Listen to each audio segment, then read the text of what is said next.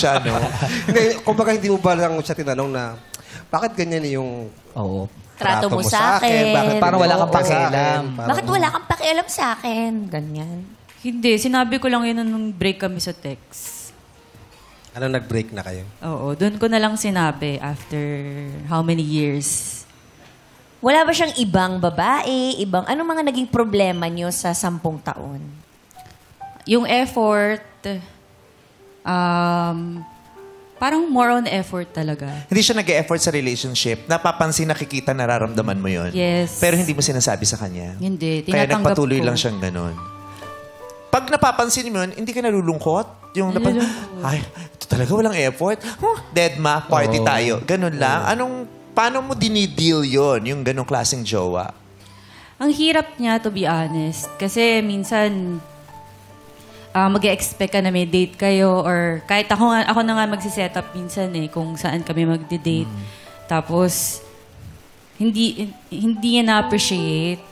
Kaya nga, paano mo anong ginagawa pag gano'n? Sinasabi ko sa sarili ko na lang na parati na lang, baka pagod lang, baka... For 10 years.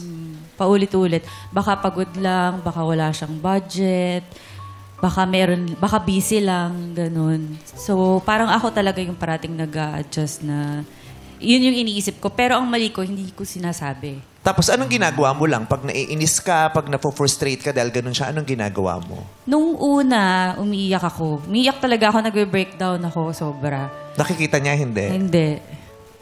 Si Edward, nakita mo umiyak ang ate mo. Hindi Baby pa siya na nagpapalit siya ng diaper. Nag-undertour pa. Oo, nagpunta siya ng gasolinahan. Tapos, flat. Pahangin nga, 30. Nagpahangin ng 30 sa andador. Pinagas.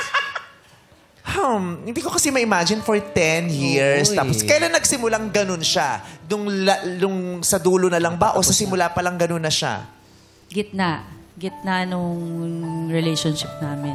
Anong simula? Hindi naman. Hindi, sweet talaga siya. Tapos, naalala ko, meron pa siyang binigay sa akin na chocolate na nakaprint yung mukha ko. So, hindi ko alam kung paano kakainin yung chocolate. Uy, ginawa rin sa akin yun. Talaga? May chocolate, nakaprint mula mukha ko, pero nag-away ka. Bakit? Kasi nung simula, plain lang yung cake. Ginanon yung mukha ko. Kaya pala nandun yung mukha mo. Ginawa ka, ang ganda ng buhok mo. Tapos ginanon ako sa chocolate. Pagtingin ko yung chocolate, may print na ng mukha ko. Ganda, Sweet sana, pero pangit ng execution. Manual pala yung pag-print. Masakit yung execution. Sweet naman ng boy mo. Oo. Okay yung intention, but the execution is, Oo. Tapos puminga kandila pa, di ba? yeah. At least ikaw una nakakain ng cake. Dalawa yung kandila, diretso sa mata. Wow. Pinakilala ka ba sa Hindi. parents?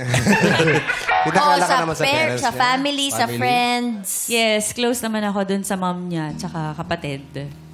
Okay Baka naman yung ako dun family sa niya ganun din. Yung Hindi rin masyado. bagot lang. Hindi, baliktad. Yung mother niya parang naging second mom ko talaga. Naging close Lumaki, kayo. naging close kami. Ang dami yung naituro sa akin sa life. So,